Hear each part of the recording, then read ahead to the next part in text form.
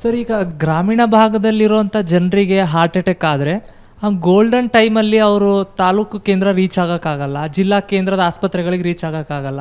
What they can do ಅಂತ ಅಂದರೆ risk ಕಮ್ಮಿ ಮಾಡೋಕ್ಕೆ ಏನಾದರೂ ಅವರು ಅಲ್ಲೇ ಕಡಿಮೆ ಮಾಡ್ಕೋಬೋದಾ ಅಂತ. ಅಲ್ಲಲ್ಲ, ಮೋಸ್ಟ್ ಇಂಪಾರ್ಟೆಂಟು ಈಗ ಆಯಿತು ಗ್ರಾಮೀಣ ಭಾಗದಲ್ಲಾದರೂ ತಾಲೂಕು ಸೆಂಟ್ರು ಮೋಸ್ಟ್ಲಿ 30 ಕಿಲೋಮೀಟರ್ಸ್ ರೇಂಜಲ್ಲೇ ಇರುತ್ತೆ. ಸೊ ಅಂದರೆ ತಡ ಮಾಡಬಾರ್ದು, ಹೋಗಬೇಕಾಗುತ್ತೆ. ಸೊ ಅಂದರೆ ಟ್ಯಾಬ್ಲೆಟ್ ಹೇಳ್ತಾರಲ್ಲ ಸರ್, ತಗೊಂಡು ಕೆಳಗೆ ಇಟ್ಕೊಳ್ಳಿ ಅಂತ.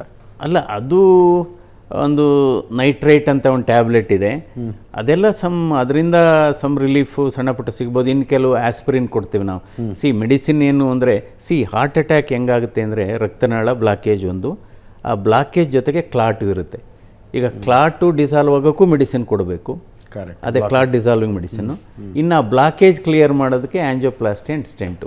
ಸೊ ಇನ್ನು ಅದಕ್ಕೆ ಬ್ಲಡ್ಡು ಹೆಪ್ಪುಗಟ್ಟಬಾರ್ದು ಅಥವಾ ಹೆಪ್ಪುಗಟ್ಟಿದ ರಕ್ತವನ್ನು ಕರಗಿಸ್ಬೇಕು ಅಂತ ಅದು ಹೃದಯಘಾತ ಆದಾಗ ಒಂದು ಟ್ಯಾಬ್ಲೆಟ್ ಕೊಡ್ತೀವಿ, ಒಂದು ಆಸ್ಪಿರಿನ್ ಗುಳಿಗೆ ಅಂತ 150 ಅಥವಾ 300, ಫಸ್ಟ್ ಡೋಸ್ 300 mg ಕೊಡ್ತೀವಿ.